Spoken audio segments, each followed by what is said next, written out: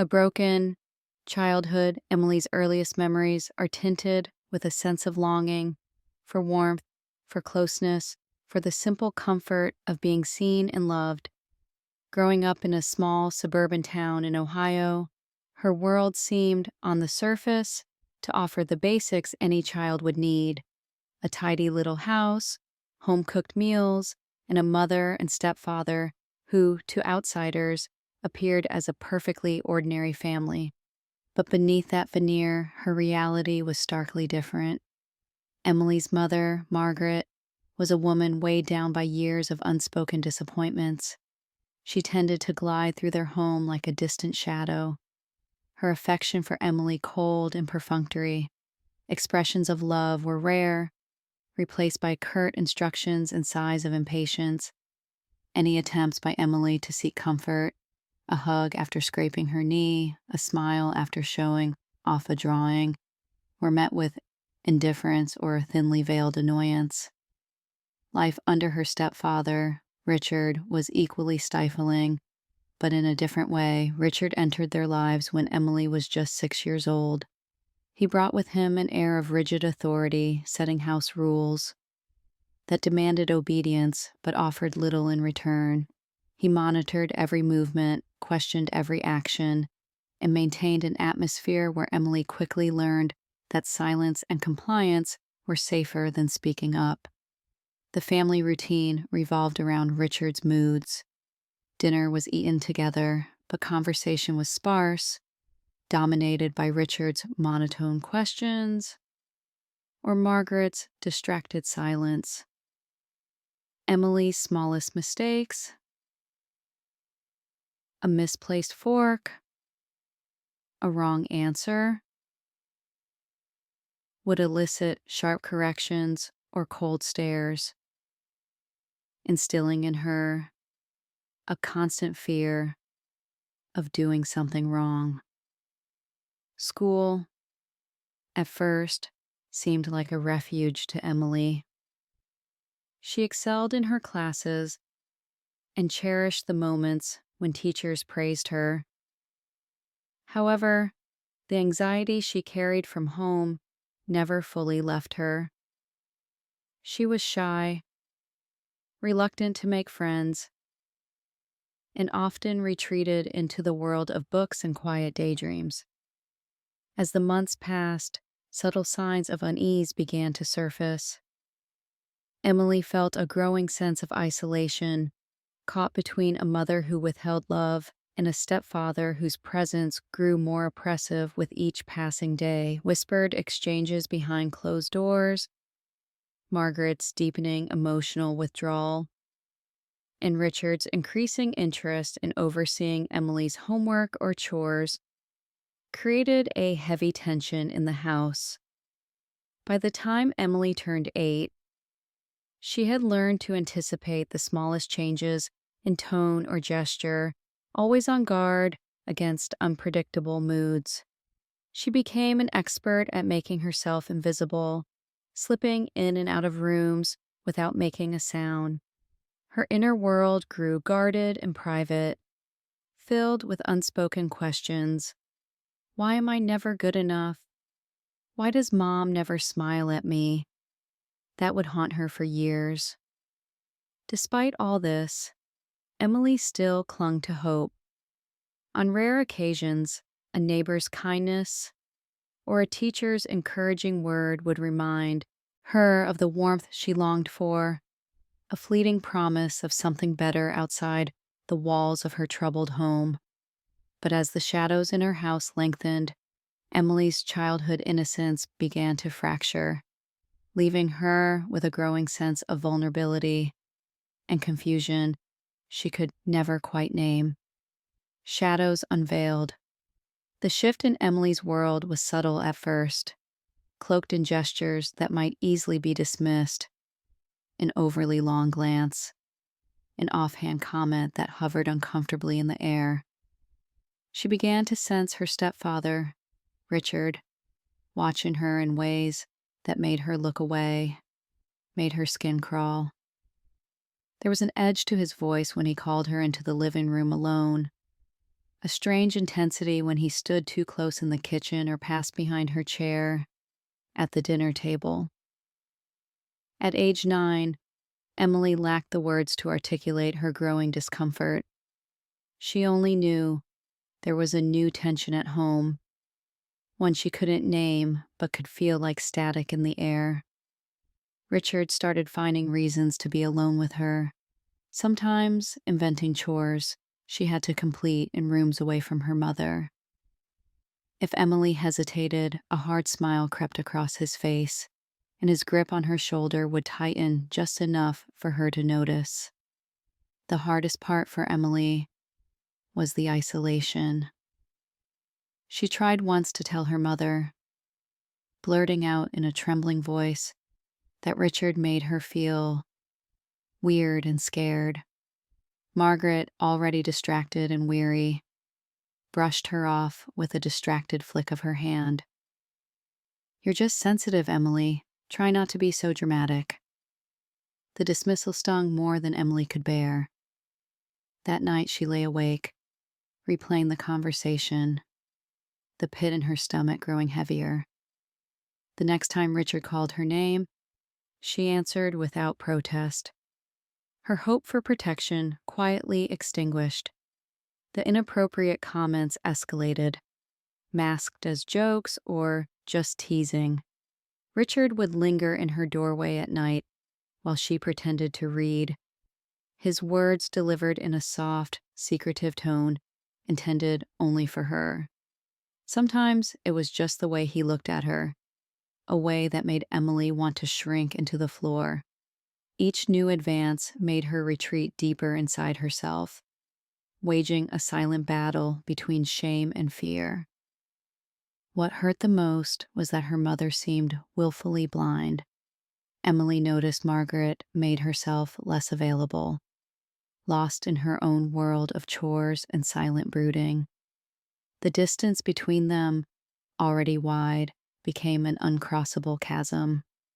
If Emily lingered near her mother in the kitchen or tried to bring up Richard's behavior in clumsy, half-formed sentences, Margaret's patience evaporated. With every rebuff, Emily's confusion curdled into a quiet despair. At school, Emily's teachers noticed that she had grown quieter, more withdrawn. She answered questions in a whisper and flinched at sudden movements. But when anyone asked if she was okay, Emily smiled tightly and insisted she was just tired. The words built up inside her, thick and tangled, until it felt like she was choking on secrets too heavy for a child to bear. By the end of that year, the house was filled with unspoken anxiety. Emily moved through her days carefully, always attuned to which version of Richard would emerge from behind the door, and whether her mother might look up and finally see her daughter's distress. But the shadows only deepened, growing larger and more suffocating as Emily faced her fear alone, her cries for help unnoticed and unanswered. Silence and solitude. In the months that followed, Emily's world narrowed to a realm of silence so profound it felt suffocating. The house, once merely cold and rigid, became an echo chamber where her words evaporated before they could reach anyone willing to listen.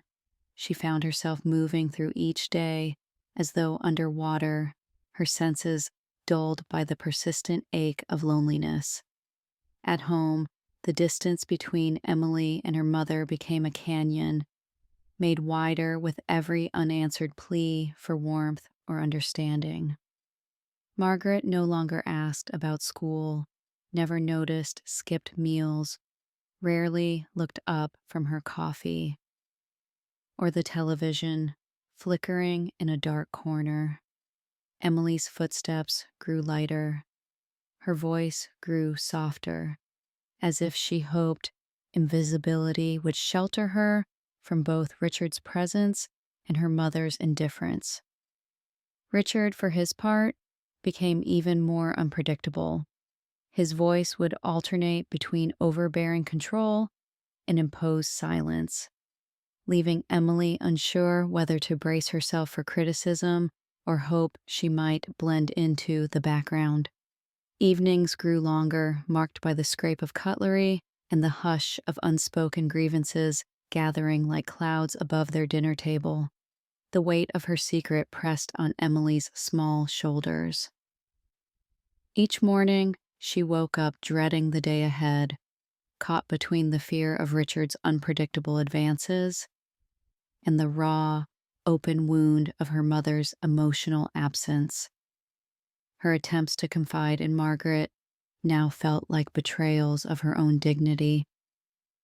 Each rejection convinced her further that her feelings were not only unimportant, but perhaps even shameful. Emily's sense of self began to erode. She questioned every thought, dissected every feeling, wondering if she truly was too sensitive, if perhaps she had imagined the wrongness in Richard's gaze, or the menace in his quiet words. Guilt and self-doubt knotted inside her, a choking certainty that somehow she was at fault. At school, the once bright student became withdrawn and subdued. In class, Emily stared at her papers for minutes on end, the words blurring before her eyes. Homework assignments went unfinished. Her grades began to slip, but when teachers gently prodded her for answers, all she could muster was a faint smile and a practiced reply. "I'm just tired." Emily stopped seeking out her peers. Recess, which once meant laughter and running in the sun, was now a dreaded interlude spent pressed against the far side of the playground. She'd watch the other children as if through glass, their joy both foreign and unreachable. Any attempt at conversation felt clumsy and pointless. She had learned, painfully, that sharing her truth brought only more isolation. Nights were the worst.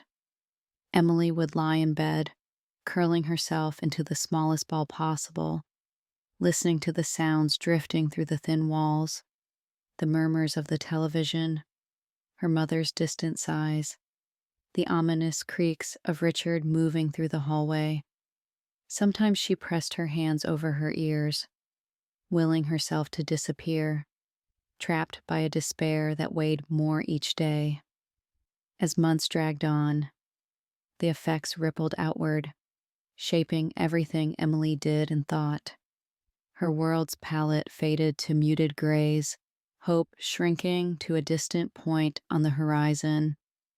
She became a master at hiding, from Richard's scrutiny, from her mother's indifference, and from a world that seemed entirely uninterested in her silent cries for help. Inside, a storm was building, a mixture of grief, anger, and yearning she dared not name. Emily didn't yet have the words to articulate her suffering to others, but she became acutely aware of the emptiness in her own heart. The silence in her life was no longer just absence, it became its own brand of pain, shaping her childhood in ways she would carry for years to come. Seeds of resistance. The winter Emily turned 10, the trees in her Ohio neighborhood shriveled into bare skeletons. Each morning she watched their icy branches brush the leaden sky, and in their starkness she saw something of herself reflected. She wondered if trees felt the same dull ache of waiting, for warmth, for change, that she endured every single day. Emily's life had become a maze of routines, each designed for maximum invisibility. She folded her laundry in perfect lines, stacked her school books precisely, made her bed as soon as she woke. Even the way she ate, silent, small bites, eyes glued to her plate, was calculated to draw no attention. But nothing could erase the unsettling sense that Richard's gaze followed her everywhere, or that Margaret's silence had become another wall in their suffocating home. Still, for the first time, something restless began to stir inside Emily. It started with the sound of laughter late one afternoon, drifting in through her half-open bedroom window. She peered outside and caught sight of a neighbor girl, Zoe, leaping over the cracked sidewalk, her cheeks flushed from the cold. For a moment, Emily allowed herself to imagine joining her, what it would feel like to run freely, her voice rising strong and fearless in the open air. That evening, when Richard called her into the living room to help with his paperwork, a task that meant sitting in near silence while he watched her, Emily felt a strange flicker of anger alongside her usual fear. He criticized the way she arranged his mail, his words heavy with implication. But instead of shrinking, as she usually did, Emily clenched her fists in her lap beneath the table, holding back the urge to protest. The heat in her chest lingered long after she returned to her room, a tiny, stubborn fire refusing to die. In the weeks that followed, the incidents escalated. Richard's behavior shifted from covert glances and jokes to deliberate, boundary-pushing advances. One evening, as Margaret dozed in front of the television, Richard cornered Emily in the hallway, his hand on her shoulder lingering far too long. Emily froze, unable to breathe, her mind screaming for her to do something, anything. That night, she lay awake, staring at the ceiling, tears burning silent tracks down her face. The helplessness she'd always felt began to morph into something sharper. With her heart pounding, Emily picked up the flashlight she kept hidden beneath her pillow and angled its beam toward the faded poster of a sunlit field above her bed. She stared at it for a long time, letting her mind wander somewhere far away. For once, instead of imagining escape, she tried to picture herself turning around, standing tall, telling someone what was happening. Even if her voice barely whispered, the next day at school, Emily noticed a flyer on the bulletin board outside the counselor's office. The bold letters read, "You are not alone. Confidential support for students in need." Her gaze lingered on the word confidential. It seemed to pulse at her, beckoning. Still, fear rooted her in place. What if she got in trouble for talking? What if Richard found out? What if her mother was forced to see the truth and turned away again? Emily almost walked past, as always. But then she thought again of Zoe's laughter, of Richard's grip the night before. Her feet stopped moving. She read the information several more times as her classmates bustled around her, then hurried to class, with the image burned into her memory. For several nights, Emily debated what to do. She rehearsed conversations in her head, telling the counselor, telling her teacher, even telling Zoe. Each time, the words tangled and faded before she could speak them aloud. Her fear clung to her like smoke, filling every corner of her thoughts. But the tiny flame inside her kept burning. Everything changed one dreary afternoon when Emily's teacher, Mrs. Kelly, asked her to stay after class. "You haven't seemed like yourself lately," Mrs. Kelly said gently, arranging her papers as she watched Emily with concern. "Is something going on at home?" The question pricked at the rawest parts of Emily's heart. She could only shake her head. but it was the way Miss Kelly did impress her, the way she promised, "If you ever need someone to talk to, my door is always open." That stuck with her long after she'd left the classroom. That evening, as Richard paced the hallway and her mother stared blankly at the TV, Emily scribbled a note on a torn page from her notebook. The following week brought a storm that blanketed the town in gray. At school, while everyone else huddled indoors from the rain, Emily slipped into the empty hallway and stood outside the counselor's office. She pressed her hand flat against the cold wood of the door, breathing steadily, trying to summon the courage that had carried her this far. At the last moment, she chickened out and hurried away, but something subtle in her posture had changed. She was starting to believe that she deserved to be helped.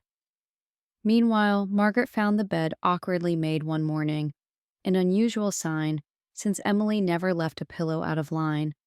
Instead of asking about it, Margaret simply smoothed the covers herself, missing the silent plea for attention. That day, Emily watched her mother's back as she cleared the kitchen, and an angry question bloomed in her heart.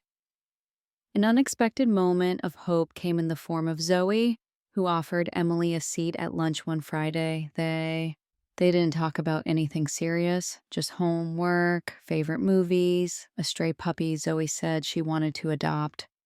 For the first time in months, Emily felt herself laugh, the sound foreign and bright in her ears. That fleeting happiness showed her what life could someday look like. Friends, safety, routine embarrassment over a silly mistake, not a never-ending string of secrets and anxiety. That weekend, while hiding in the library to escape the tense atmosphere at home, Emily stumbled upon a book about children's rights and abuse. The book's matter-of-fact tone both frightened and comforted her. It suddenly seemed possible that what was happening in her home was, in fact, wrong, and not her fault at all. She read as much as she could, absorbing words like boundaries, advocacy, and survivor, as if memorizing a new language.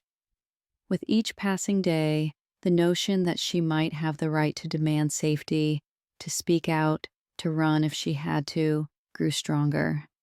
She practiced small acts of bravery, looking Richard in the eye when he barked an order, answering Margaret's questions with more than a whisper, sitting beside Zoe at recess, even as nervousness prickled her skin. When the familiar terror crept in, she repeated to herself what she'd read in the library. Emily still stumbled, still hesitated, still flinched at unexpected noises. But the seeds of resistance had been planted deep inside her.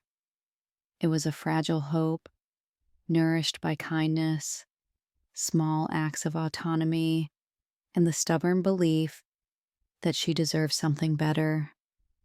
She didn't know exactly what the future held, but for the first time since the shadows had fallen across her childhood, Emily allowed herself to imagine that light might return. If only she could find the courage to reach for it, they would have put it behind. Emily stood at the threshold of her life, caught in that uncertain space between desperation and hope. The decision to leave wasn't one moment, but a slow crystallization, small acts of courage accumulating like snowflakes until they became a force too heavy to ignore.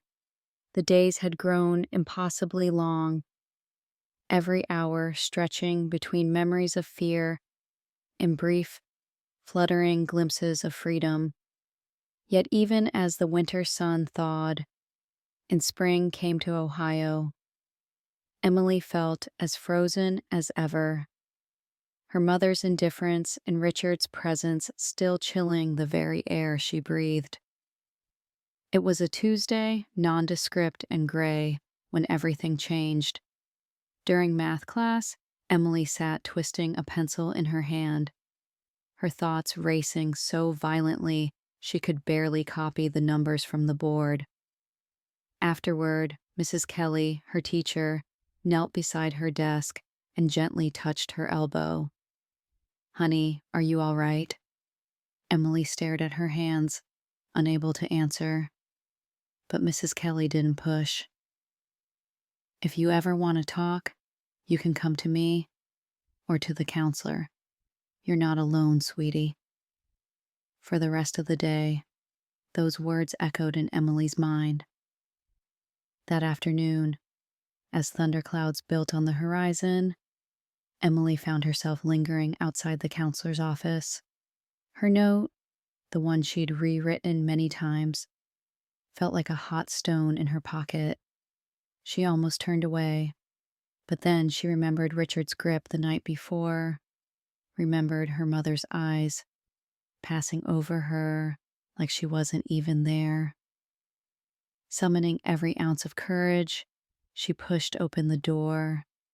The counselor, Ms. Jennings, looked up and smiled gently. "Hi, Emily. Would you like to come in?" Emily nodded, dropping into a chair. The room smelled faintly of lavender and paper. On the desk, small figurines lined up in careful rows. A tiny porcelain cat, a painted toy car, a miniature house. Miss Jennings didn't ask questions right away. She let the silence settle, comfortable and kind. Finally, Emily fumbled out her crumpled note and slid it across the table. Miss Jennings read it and looked up, her face soft with understanding. "Thank you for trusting me," she said quietly. "You did something very brave by coming here."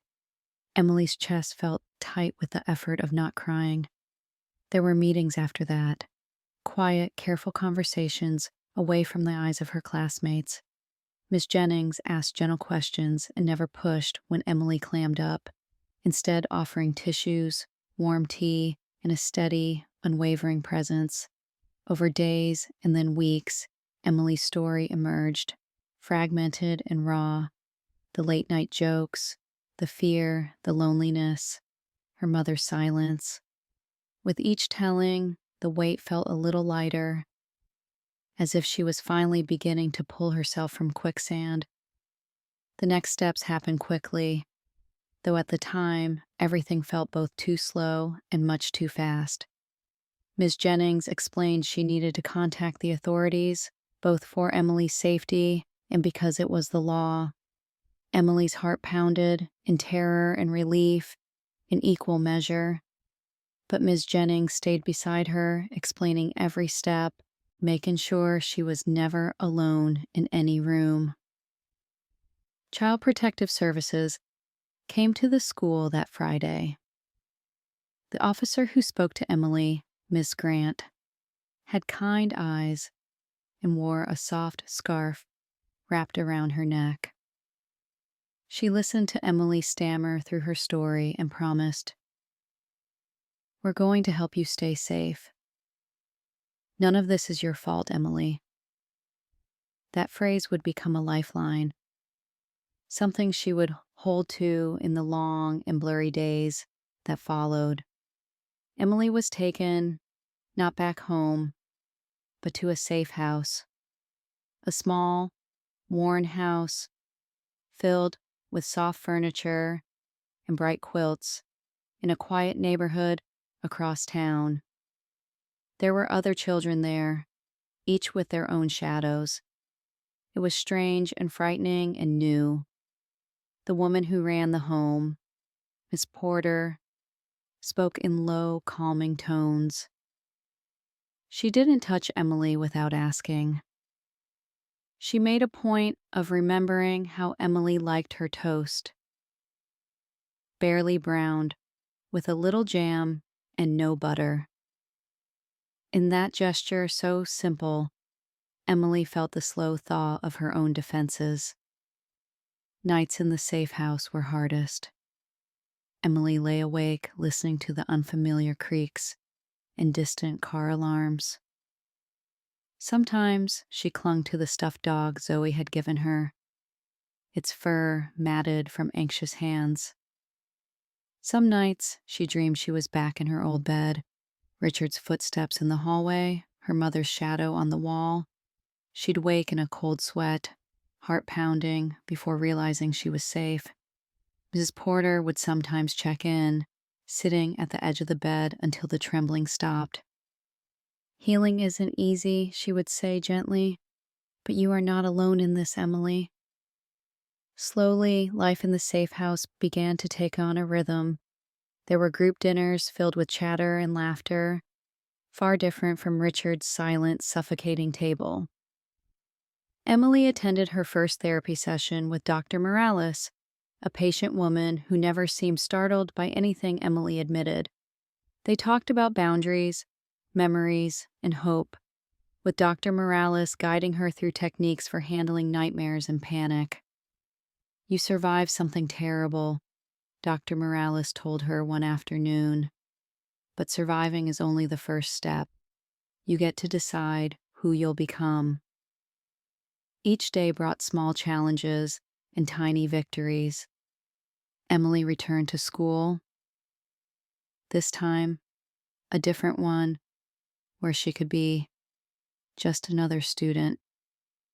She struggled at first, flinching at loud voices, shying away from touch. But there was kindness in surprising places. A library aide who helped her find fantasy books. Another girl in art class who shared her colored pencils without question. Emily started to see snippets of a self she'd almost forgotten. A quiet, clever girl who loved to read, who built elaborate stories in her notebook, who smiled when the sun hit the windows just right. Margaret called only once, though leaving a message Emily never listened to. The ache of abandonment was still sharp, sometimes sharper now that escape had highlighted how deeply her mother had failed her. There were moments when Emily raged, sometimes quietly in her room, sometimes in whispered confessions to Dr. Morales, furious that rescue had to come from strangers and not from the woman who was supposed to protect her. But each time she voiced her anger, it felt more cleansing, less poisonous. She realized that even hurt could be survived. In time, Emily visited the support center downtown, filled with other girls and boys who looked at the floor, who laughed too loudly, or not at all, who carried invisible scars. She told pieces of her story in group sessions, listening as others shared their own. The shame she'd carried for so long slowly began to fade. Each meeting, each friend, each afternoon spent drawing or reading or simply watching the clouds roll by was a step away from fear and toward a kind of freedom she thought was only for other people.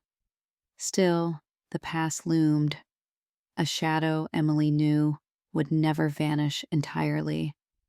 But she was learning to accept the fractures as part of her, to not let them define her whole world.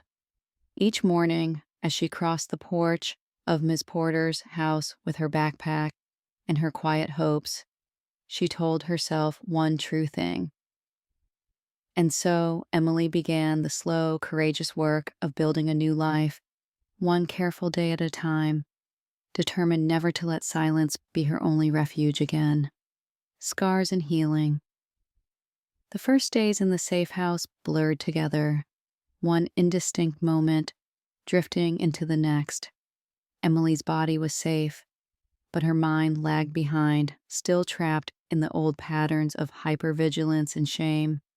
For a while, even mundane routines, brushing her teeth, tying her shoes, listening to the quiet hum of other children downstairs, felt strange, like echoes from a life that wasn't hers. She flinched at unexpected noises, bracing for attention she no longer needed to anticipate. Much of her time was spent in silence. Sometimes She'd sit on the window seat in the common room and watch the neighbors, kids on bikes, zigzagging across the pavement, dogs chasing after falling leaves, a pair of old women laughing by their mailboxes. These snapshots of ordinary kindness tugged at her chest with bittersweet longing. If the world could be this gentle, maybe one day it would be gentle to her as well. Therapy became a lifeline, though at first it filled Emily with dread. Her therapist, Dr. Morales, never rushed their sessions. She always started with a quiet question: "How are you really feeling today, Emily?" Then waited in patient silence for whatever answer would come. Some days, Emily managed only a shrug or a word or two. On other days, when the ache inside was sharp and insistent, words came tumbling out, jagged as broken glass. "I feel like I'm invisible. Sometimes I can't breathe when it's dark. I keep waiting for someone to be angry, even when I know they aren't." Dr. Morales helped her name things. "That's fear," she'd say. "Or that's grief. That's understandable." The act of labeling her feelings, shame, sorrow, anger, was a small but powerful rebellion against the silence of her old life. Each time Emily spoke, a tiny seed of hope was planted. She slowly learned that acknowledging her wounds didn't mean they controlled her destiny. Group sessions brought another kind of healing, though Emily initially resisted the idea of sharing anything in front of strangers. The first time she sat in the circle, a mix of kids of different ages, each carrying their own invisible burdens, her palms sweated and her voice stuck in her throat. But when another girl nervously described how she used to sleep with shoes on in case her parents started screaming, Emily found herself nodding in quiet solidarity. Little by little, she realized she wasn't strange or alone. There were others who understood the peculiar ache of betrayal, the bone-deep vigilance that never seemed to go away. Friendship, once a distant fantasy, took root in the fertile ground of shared experience. Emily formed a quiet bond with Maya, a shy girl who doodled animals in the margins of her notebooks during group therapy. They started exchanging small notes and shared pieces of gum under the table. Sometimes their conversations were little more than awkward silences and sheepish grins. But even that was a comfort Emily had never known before. With Maya, she didn't need to explain her silences or apologize for the way she stiffened at sudden noises. Bit by bit, trust grew, not just in Maya or in Mrs. Porter, but in herself. Emily learned that it was okay to have boundaries, and that saying no or "I'm not ready" didn't make her difficult. It made her human. If another resident invaded her personal space, she practiced using her voice, even if it was hesitant. "Please don't stand so close. I need some room." Ms. Porter always celebrated these moments, smiling warmly. "That's brave, Emily. I'm proud of you." When nightmares came, as they often did, Emily tried the tools Dr. Morales had taught her. She practiced deep breathing, clutched her stuffed dog, and told herself, "It's over, you're safe now," sometimes whispering until her voice ran dry. There were setbacks, anxious tears at school, a panic attack when she heard a man shout in the grocery store, a wave of guilt whenever she glimpsed a mother gently hugging her child. But healing, she learned, wasn't linear. Some days were steps forward, some days were slides back. But with support, the overwhelming fear began to loosen its grip, Emily also started to unpack the heaviest burden of all, forgiving herself. It took dozens of sessions, countless conversations, and many, many tears before she could even entertain the possibility.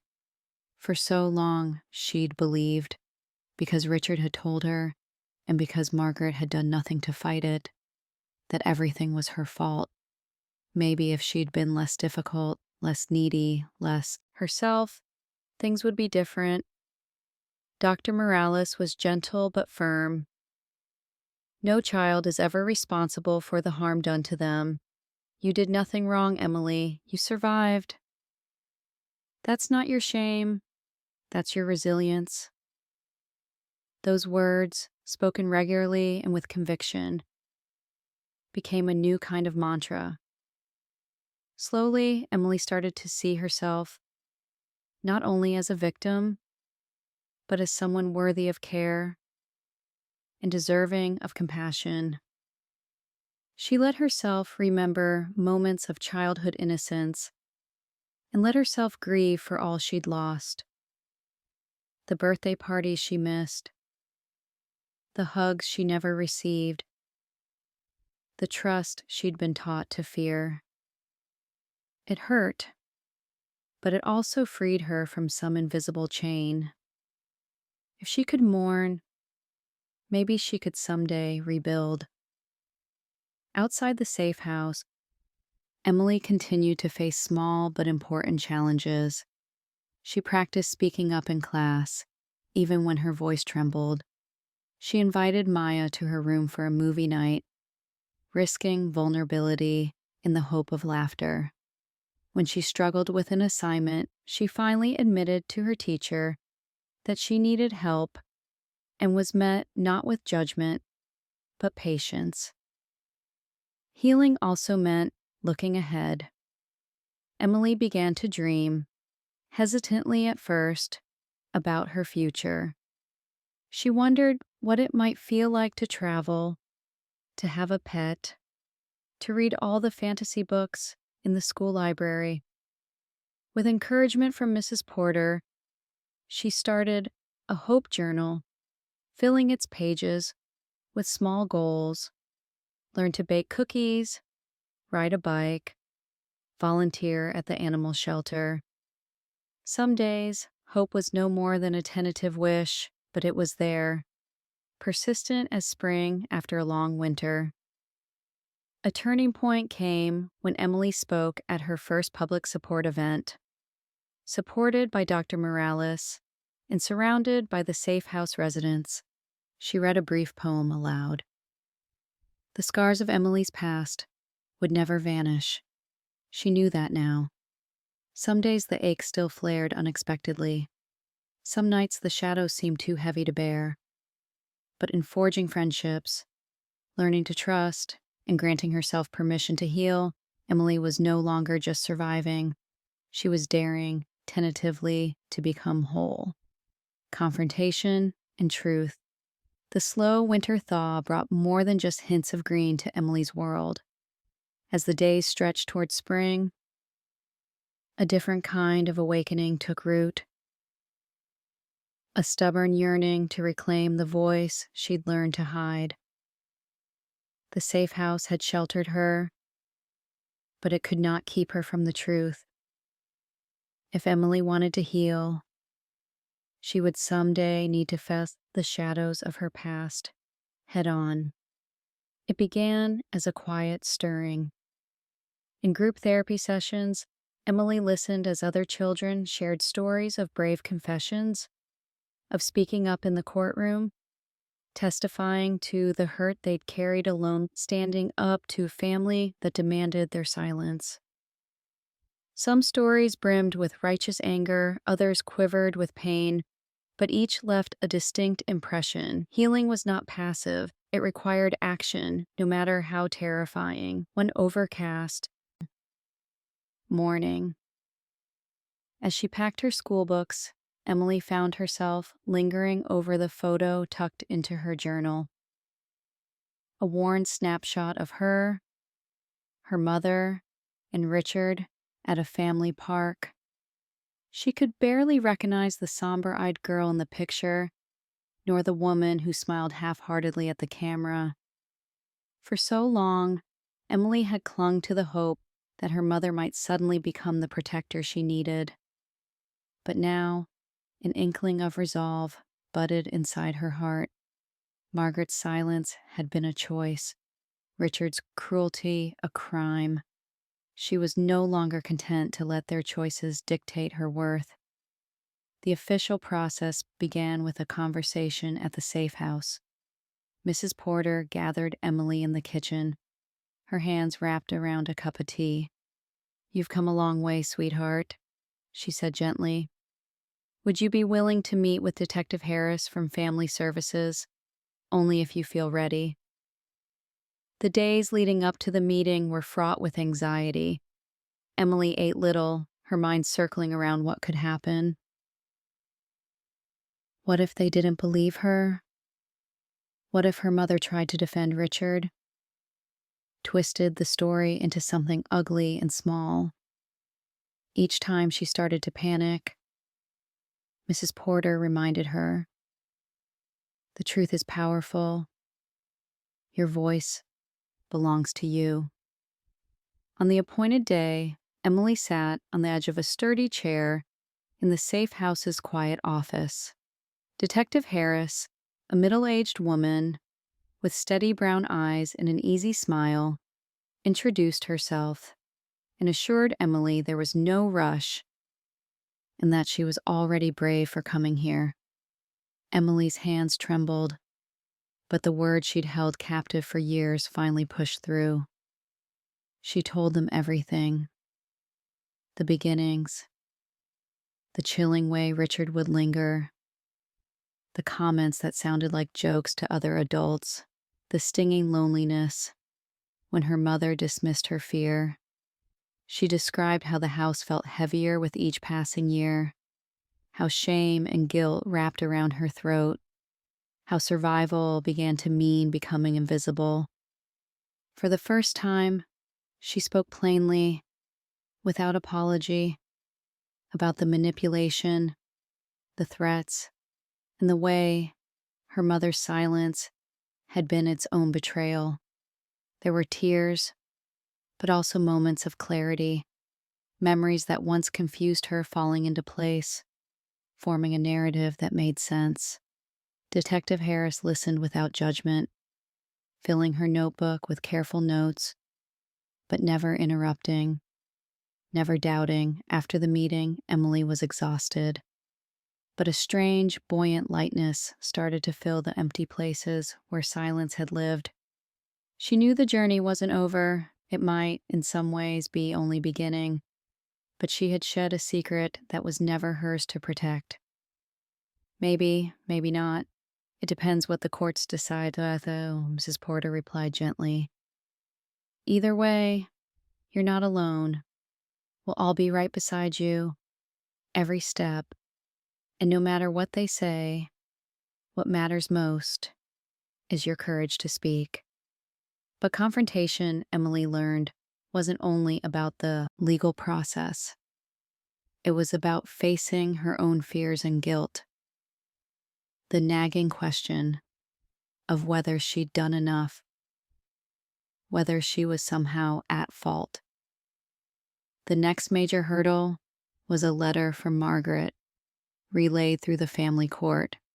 The lines were stiff, filled with regret that sounded strangely formal, as if written by someone she'd never met. It said, "I never meant for any of this. I hope one day you understand." There was no apology, no acknowledgement of blindness, only a request for forgiveness without the truth. Emily burned with anger. For days, she drafted unsent replies, pages and pages demanding answers, asking why Margaret had pretended not to see, why she'd abandoned Emily to Richard's cruelty. But gradually, therapy and the wise, persistent love of people like Mrs. Porter and Dr. Morales helped Emily see that Margaret's failings were not hers to mend. Forgiveness, she realized, could come later, or not at all. First, she had to grant herself freedom from blame. School became a quiet battlefield. Some kids, hearing rumors, looked at Emily with either sympathy or suspicion. Zoe stood by her, fierce and loyal. A few teachers asked careful questions, offering support without prying. Emily sometimes wondered whether telling the truth had truly bought her peace, or just shifted the struggle into new terrain. But piece by piece, her confidence regrew. Meanwhile, Detective Harris followed through. Emily was kept updated through gentle conversations with Ms. Jennings, her counselor. Eventually, she learned the investigation would move forward. There might be court dates. People would stand up for her in public, and some would try to discredit her story. It was daunting, but with every new fact, every honest account, acknowledged by an adult who believed her, the hold of Richard's threats and her mother's silence weakened. The confrontation with the past also brought healing where Emily did not expect it. In group sessions, she spoke more confidently. She shared her story with new arrivals at the safe house, reassuring them that the terror and shame were not unique, and that daylight truly did follow the darkest nights. One rainy evening, as she stood at the safe house window, Emily wrote a letter, not to Richard, not to Margaret, but to herself. The journey was far from over. There would be courtrooms and testimony, sleepless nights, and echoes of old pain. But with truth on her side, Emily no longer walked alone. She was not the frightened girl waiting helpless in the shadows, but a survivor stepping, however unsteadily, toward the light, her voice finally, triumphantly her own. Seeking justice, Emily had come to learn, was not a single act, but a journey, the hesitant steps of a survivor, finally walking forward in the open, accompanied by others who refused to let her fall. In the weeks following her confrontation with truth, the machinery of the legal system began to turn, slow at first, weighed down by paperwork, procedures, and the complexity of human pain. The process began with official interviews. Social workers and detectives visited the safe house, always with Mrs. Porter or Dr. Morales nearby. Emily retold her story, this time with more detail and certainty. She learned to trust the steady presence of Detective Harris, whose questions were always calm, never rushed. The repetition was exhausting, dredging up memories she longed to bury. But with each telling, the shame she once felt weakened, replaced by a cautious sense of belonging to a larger battle, one bigger than just her own. Legal documents arrived, thick envelopes addressed to Emily S., formal and daunting. Mrs. Porter sat with her, reading each page aloud and translating the legal language into the plain facts of her own reality. There will be hearings. You may need to testify. Lawyers for both sides will ask you questions. You have the right to speak. You have the right to be safe. Those words echoed inside Emily, sometimes as comfort, other times as a wave of anxiety so strong it threatened to undo her. The first court hearing took place in late spring, the day gray and muggy. Emily, dressed in a borrowed blouse and skirt, fidgeted in her seat outside the courtroom, gripping her stuffed dog, a quiet gift from Maya now faded by use. Zoe and Mrs. Porter flanked her, silent sentinels of support. Emily could sense the importance of this day, a fragile hope mingling with fear. Inside the courtroom, the world felt too large, its ceilings too high. the language too precise. Richard sat across the aisle, stone-faced and silent. Margaret, pale and tired, avoided Emily's gaze altogether. Their presence was a knot in Emily's stomach, but surrounded by her advocates. A lawyer from the Children's Welfare Organization, Ms. Jennings, the counselor, Detective Harris. She refused to flinch. Testifying was the hardest part. Guided gently by her lawyer, Emily spoke of boundaries crossed, of nights spent in dread, of reaching for a mother who never reached back.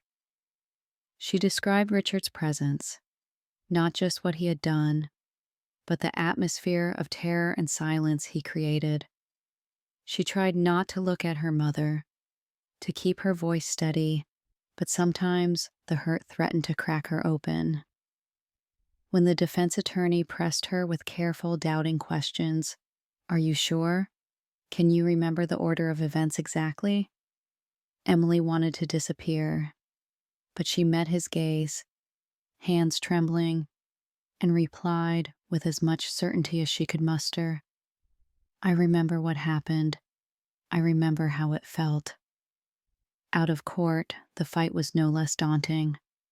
There were meetings with her advocate, Ms. Lambert, who explained that the process could be long and unpredictable. Sometimes she heard stories from other children at the safe house, cases that dragged on for months, even years, verdicts that brought only partial comfort. Emily steeled herself for setbacks. Yet for the first time, she felt power in her alliances. The Children's Advocacy Center provided preparation sessions. Miss Lambert used dolls and drawings to help Emily anticipate the questions she might face. Legal counselors taught her how to request a break if she became overwhelmed, how to ask for clarification if a question confused her. These tools, though small, helped Emily see that justice was not only about punishment, it was about reclaiming her own sense of agency and voice. Community support made a difference too. At school, Zoe spread the word in whispers, telling classmates not the details, but that Emily was brave, someone who deserved respect. Teachers assigned Emily a quiet place to study and never pressed for answers when she appeared lost in thought. Even in the cafeteria, small acts of kindness, someone sliding a cookie onto her tray, a reassuring smile from the librarian, helped knit together each frayed piece of her self-esteem. Through it all, Emily's relationship with her mother remained distant and bewildering. Margaret attended court because she was summoned, not because she chose to be there. During breaks, she never sought out Emily, and when they crossed paths in the hallway, Margaret's eyes flickered with something unreadable, a mix of regret, fear, and stubborn denial. For months, Emily carried the ache of that absence, but therapy helped her reshape that pain. Justice, Dr. Morales told her, is not just about holding others accountable. It's about granting yourself the right to move on, even without the apologies you deserve. As the trial progressed, Emily found herself mentoring other children at the safe house who faced similar hearings. She sat beside a trembling boy and helped him draw a picture about what made him feel safe. She shared her own coping strategies, a breathing technique, a favorite song, the secret comfort of writing letters she never intended to send. In giving comfort, Emily rediscovered her own strength. Finally, after months of hearings, a verdict arrived. Richard was found guilty of abuse.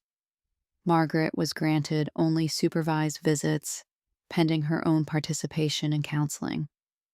Emily felt the justice system was far from perfect. She knew families were fractured, that forgiveness would be complicated, and that scars would never vanish entirely. but she felt hope blooming stubbornly in her chest. The community rallied quietly around her. The Children's Welfare Group gave her an award for courage in advocacy, and her story was shared anonymously at a local awareness event. Emily, older now in ways that weren't visible, spoke briefly to the assembled group. With the trial concluded, Emily turned a page. She knew the journey wasn't over. There would be more therapy, more nights fighting memories, more questions about the future. But as she packed her bag, at the safe house for the move to her new foster home, she paused to look out the window at the spring sunlight, gilding the trees, branches no longer barren, but blooming. Justice, she realized, was not a destination, but a promise that no one deserves to be silenced, and every journey toward truth and safety has value, no matter how long or winding the road. With each step forward, she left a shadow behind, walking with new resolve toward the person she was meant to become: personal worth and feminine power. For much of her childhood, Emily's sense of self-worth was fragile, shaped by silences, by the cold withdrawal in her mother's eyes, and the suffocating presence of her stepfather. In the aftermath of her court battle and transition to a new foster family, however, something inside her shifted. It was slow, so slow that some days it was imperceptible, but it was there, blooming quietly like a wildflower in broken ground. The realization that her value wasn't defined by what others had done to her, but by what she chose to do with her pain. The foster home Emily moved to was modest but warm, run by Miss Hamilton, a retired social worker with a robust laugh and a fierce belief in second chances. Miss Hamilton had a habit of tapping Emily on the shoulder when she doubted herself, then instructing, "Say out loud one thing you like about yourself." At first, Emily could only whisper, "I'm good at reading," or "I help with chores." Over time, the words grew bolder. "I pay attention to how people feel. I stand up for myself. I try new things, even when I'm scared." The house was filled with books, novels featuring clever girls, biographies of women who had fought for justice, illustrated histories of suffragettes, scientists, and explorers. Emily devoured every story she could find. She was captivated by tales of women who reshaped their worlds, who endured ridicule but refused to yield, women who, in their own ways, also turned wounds into power. Inspired, Emily began keeping a journal. She wrote not just about her memories, but also about her goals, dreams, and the kind of woman she hoped to become. She cut out magazine images and stuck them alongside quotes she found empowering. At school, Emily joined the debate team, an act that terrified her, but which Ms. Hamilton encouraged. The first time she stood in front of an audience, hands trembling, she barely managed a few sentences. But her coach, a young teacher named Ms. Lee, pulled her aside and said, "Your courage isn't in being perfect, it's in showing up, again and again." Gradually, Emily found her confidence growing, not because she never failed, but because failure no longer felt like a verdict on her worth. The lessons Emily learned began to radiate outward. She noticed other girls struggling to find their voices, classmates too shy to volunteer in class, friends who shrank under harsh words from parents or peers.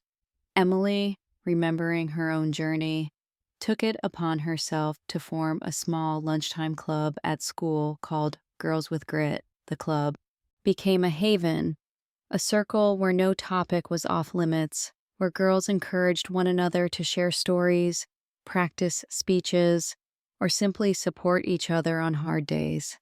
Outside of school, Emily volunteered at the community center, helping with programs for younger girls.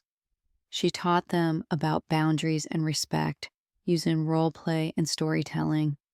Sometimes she would read them picture books about brave women, pausing to ask, "What would you do if you were in her shoes?"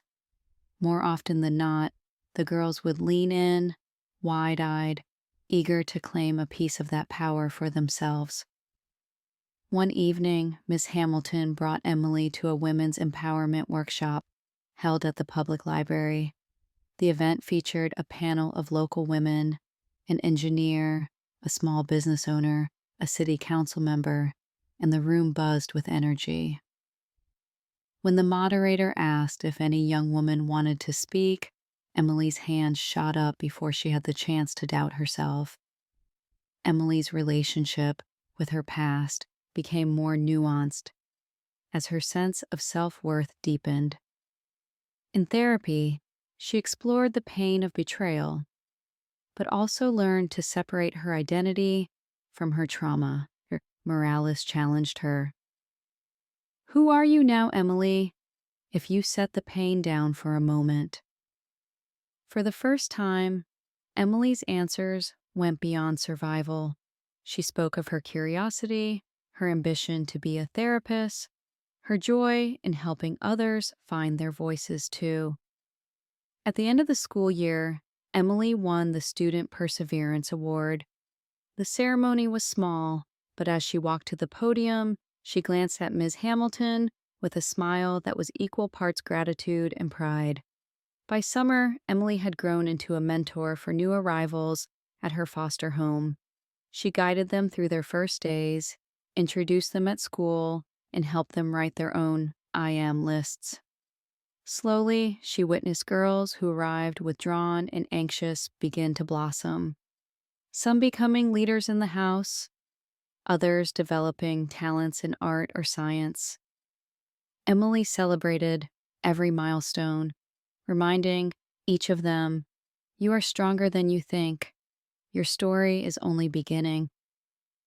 The fullness of Emily's transformation was not without its setbacks.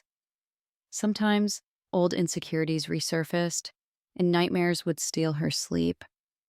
But now she met them with tools: deep breathing, journaling, a late-night talk with Ms. Hamilton or Maya. Each time she recovered, she found herself less afraid and more forgiving toward the younger version of herself who had needed so desperately to be rescued.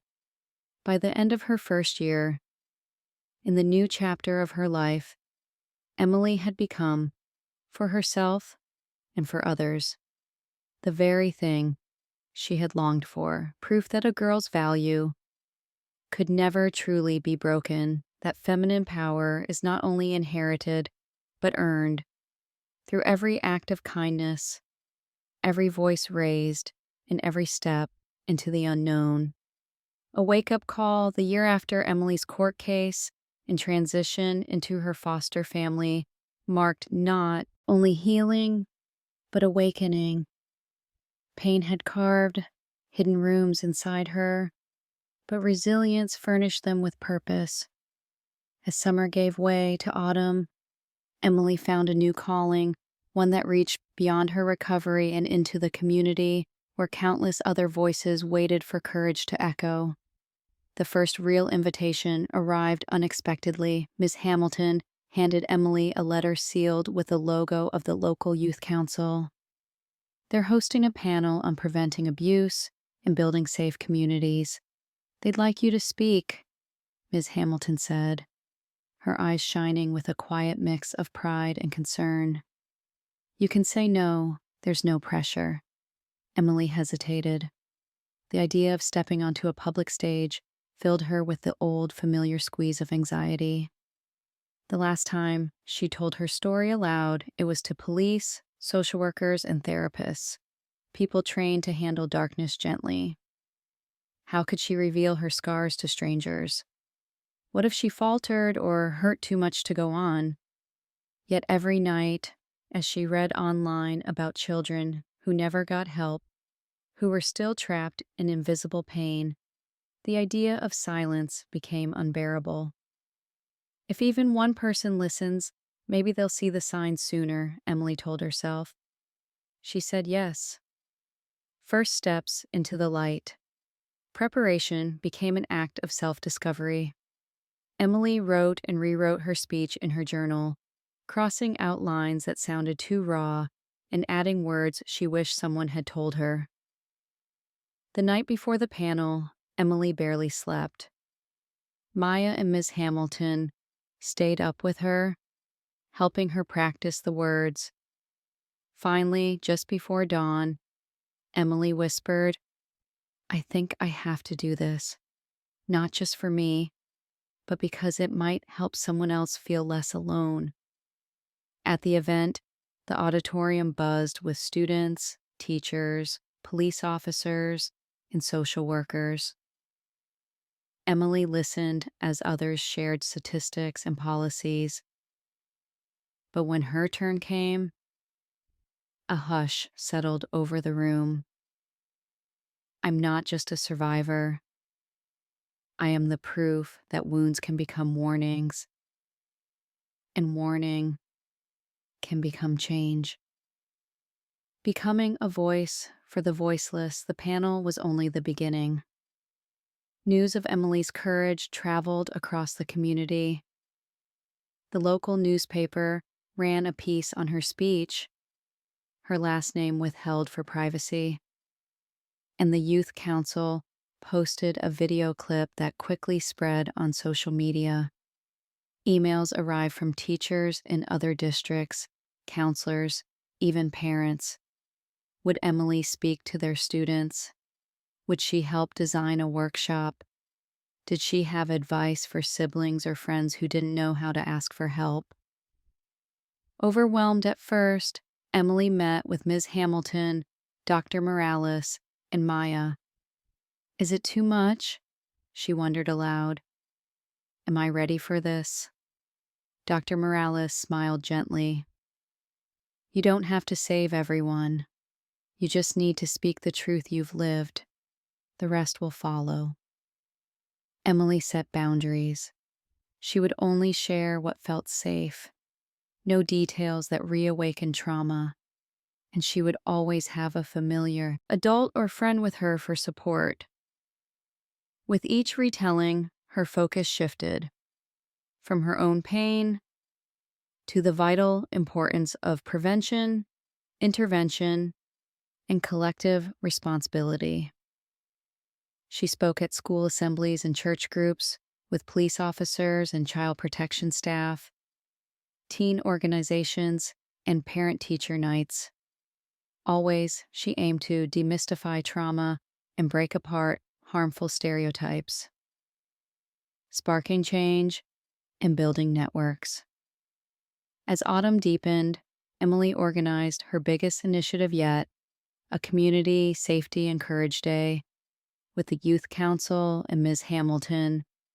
The event brought together survivors, social workers, teachers, and law enforcement, creating interactive booths, workshops, and safe spaces where kids and adults could learn warning signs, practice speaking up, and understand how to respond with empathy. Emily facilitated a courage wall, inviting people to write down a fear they'd overcome or a way they'd spoken out for someone else.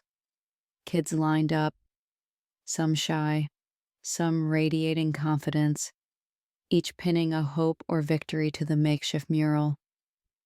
Standing before the crowd at the closing ceremony, Emily read several out loud. Other students, some much younger than Emily, approached her for quiet talks or left letters. in the campus mailbox. Each note reinforced what Emily already believed. One voice can spark hundreds more. School counselors and teachers, inspired by Emily's openness, began advocacy programs and teacher training on trauma response. Even the school district's superintendent took notice, pledging new resources for counseling and education. A ripple of change began to move outward, slowly, imperfectly, but undeniably. Passing the torch. Through the seasons, Emily learned to balance her role as an advocate with her own needs. Some nights, she still struggled with memories, and there were days when she simply wanted to be a regular teenager, hanging out with Maya, studying late for tests, reading in the quiet corners of the library. But Emily never lost sight of why she'd stepped forward. Every time a child is heard, every time a secret is met with support instead of blame, the world becomes safer, she summarized at her final event of the school year. Let's be the people who don't look away. Let's be the wake-up call. As the months unfurled, Emily realized that her journey wasn't about never feeling afraid again. It was about transforming that fear into something fiercely compassionate, a light she could shine not only on her own scars, but into the shadows where others still waited. With each new voice joining hers, the call for vigilance and care grew louder, a chorus promising that next time, and every time after, silence would not be mistaken for safety.